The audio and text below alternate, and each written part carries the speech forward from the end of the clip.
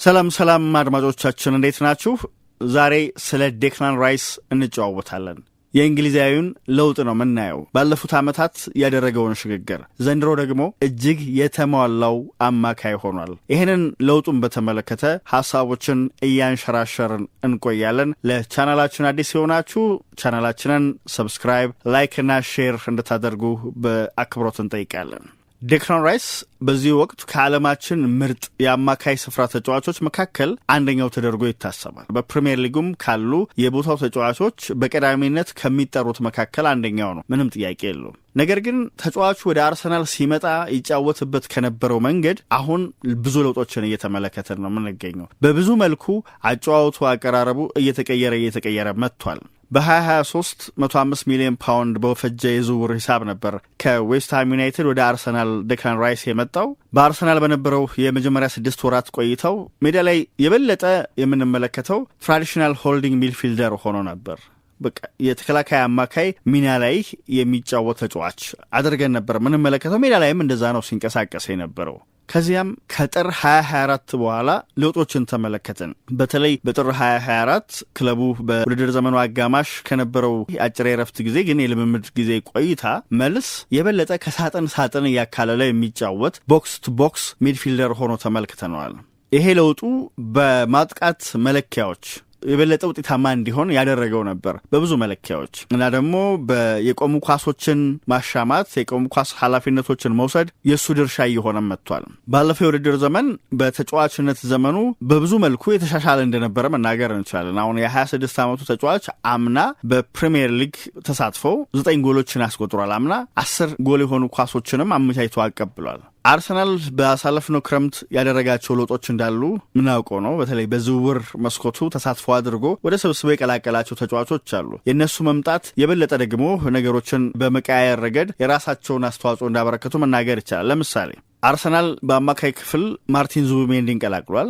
60 ሚሊዮን ፓውንድ የፈጀ ዝውውር ነው የሱ ዝውውር እና በተከላካይ ፊት ለፊት በሆልዲንግ አማካይ ቦታ በጣም የላቀ ብቃት ያለው ተጫዋች መሆኑን ይታወቃል። ስለዚህ ባለፉት 3 የውድድር ዘመናት ሁለተኛ ሆኖ ያጠናቀቀው አርሰናል ደረጃውን አንድ እርከን ከፍ ማድረግ ስላለበት ነው ራሱን የበለጠ እያጠናከረ ሲመጣ የተመለከት ነው። እንደሚታወቁ ባለፉት ዓመታት ዙቢሜንዲ በአውሮፓ ከሚገኙ ዲፕ ላይንግ ሚድፊልደሮች የላቀ ብቃት ካላቸው በቀዳሚነት ከሚጠሩት አንዱ ስለመሆኑ መናገር እንችላለን። ስለዚህ አሁን ወደ አርሰናል ከመጣ በኋላ ያንን ሚናሱ በሚገባ ሲወጣ ራይስ ደግሞ የበለጠ ከሳጥን እያካለለ የሚጫወት አማካይ ሚናውን በነጻነት እንዲወጣ አድርጎታል፣ ፈቅዶለታል። በተወሰነ መልኩ ለውጦች አሉ አቀራረቡ ላይ፣ ግን የበለጠ እንደዛ እንዲጫወት አድርጎታል።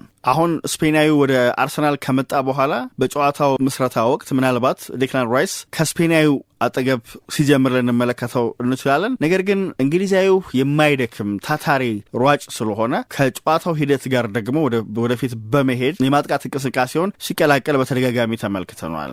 በዚህ የውድድር ዘመን እንኳን ብንመለከት በ147 አጋጣሚዎች ኳስ እየገፋ ወደ ተጋጣሚ ቡድን የፍጹም ቅጣት ምት ጎል አቅጣጫ ገስግሷል። ይሄ ወደ ተጋጣሚ ቡድን የፍጹም ቅጣት ምት ሳጥን ፓስ ያደረጋቸውን ኳሶችን ብንመለከት በ57 አጋጣሚዎች ያንን አድርጓል። የፈጠራቸውንም እድሎች ከተመለከትን 13 እድሎችን ፈጥሯል። ሌላኛው ተቀራራቢ እድሎችን የፈጠረ የአርሰናል ተጫዋች ቡካዮ ሳካ ነው፣ 13 እድሎችንም እሱ ስለፈጠረ። ስለዚህ የራይስ አጨዋወት በብዙ መልኩ መለወጡን መናገር እንችላለን። እንዲያውም ራይስ ምን ያህል እንደተሻሻለ እንደተለወጠ ምስክር መጥራት ካለብን የቀድሞው የአርሰናል አምበል በመድፈኞቹ ቤት ትልቅ ቦታ የሚሰጠው አማካይ እና የቡድኑ አምበል የነበረ ፓትሪክ ቪዬራ ስለሱ ከሰሞኑ ምንድነው ያለው? እጅግ የተሟላ አማካይ ሆኗል ራይስ ብሏል። እና በእርግጥም ዴክላን ራይስ በእጅጉ እየተለወጠ ያለ ተጫዋች ነው።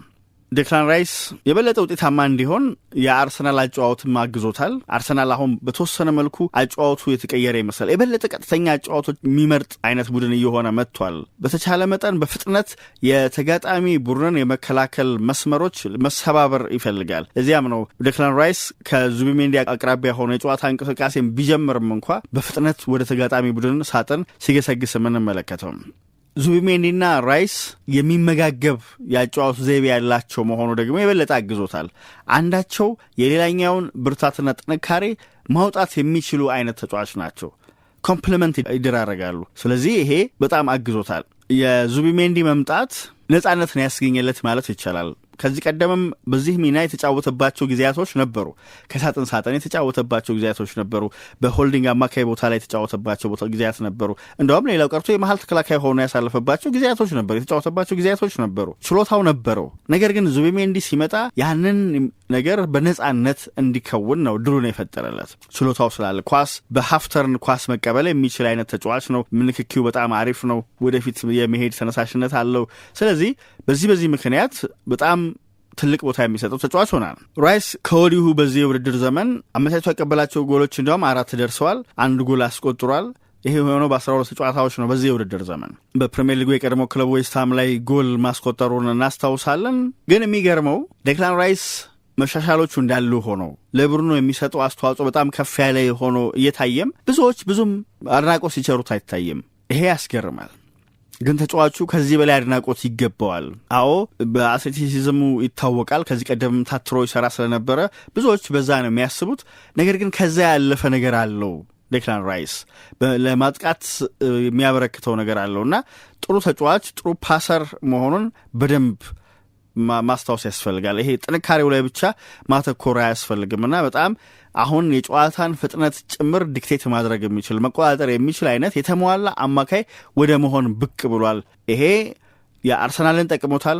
አርሰናልን ብቻ ሳይሆን የእንግሊዝ ብሔራዊ ቡድንም ጭምር የጠቀመው ይመስላል።